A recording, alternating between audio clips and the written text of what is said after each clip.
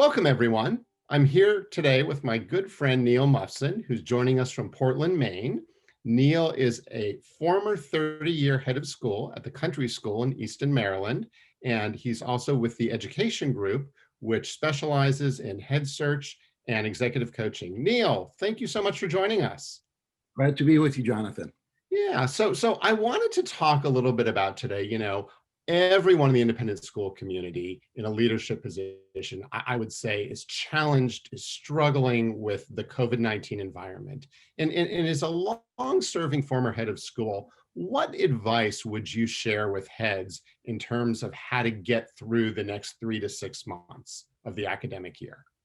Well, I think, Jonathan, the first thing is a basic of headship that somehow, despite all the demands and stresses, people have to make sure that they take time to take care of themselves. Mhm. I mean, just the basics, getting outside, exercising, making sure you get some fresh air and out in nature, Yeah, eating good food, that sort of thing, and breathing deeply. smart Um, advice. Well, I think it's really a basic thing that I found I often neglected, and I know that a number of my colleagues did too. I think also it's important that everyone, even though I know they're exhausted, that they continue to do their homework, that they consult the right people, and then that they continue to do what they think is right. They're going to always get lots of varied opinions on what they should do. And, one fact of headship is that almost no matter what you do, someone is going to complain. So I think it's important to do what you think is right. And then I think in this crisis particularly, it's important to communicate more because it's a surrogate for presence. Mhm. And so I think it's important to communicate more with families, with faculty, and even with the kids. And I think the same goes for faculty, that you need to make sure that your faculty are communicating frequently and well with their families.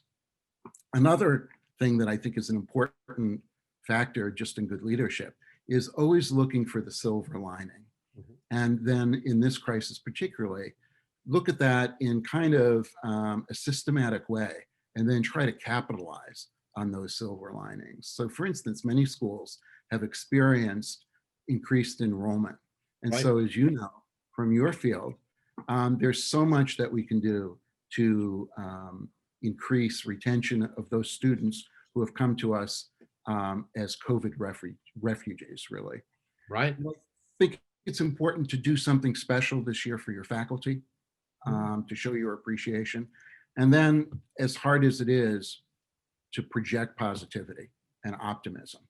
Um, I think that everyone looks to the head of school for those things. So even though these demands have been just so extreme, I think that's a very important factor.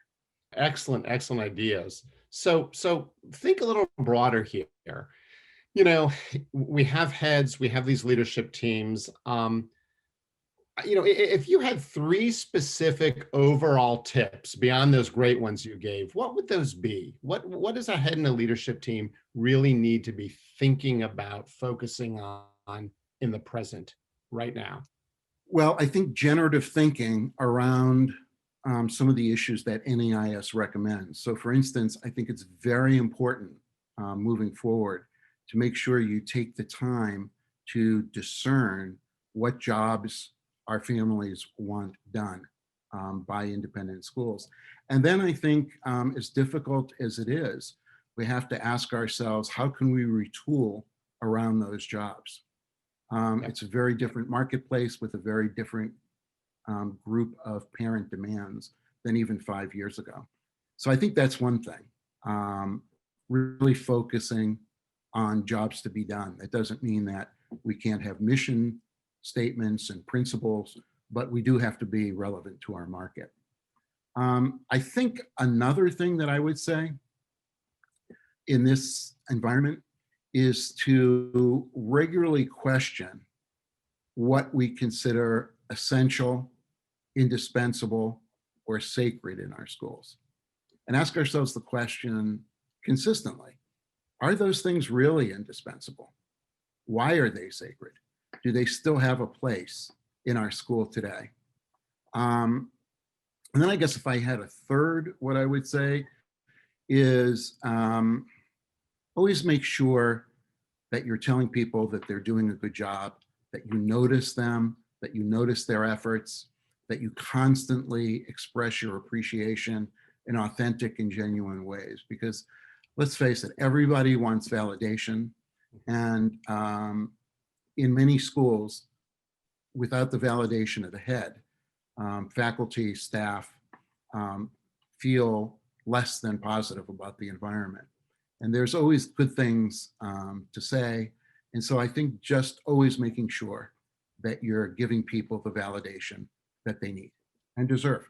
No, thank you, Neil. That is excellent advice. And how, if our audience, if heads around the country, leadership team members want to reach you, what's the best way to reach Neil Mufson today? It's just Neil at theeducationgroup.com. So, Wonderful. or you can Google me. So love to have any conversations with anyone. Wonderful. Well, Neil, thank you so much. And we will speak with you again soon. Okay. Thanks, Jonathan. Bye-bye.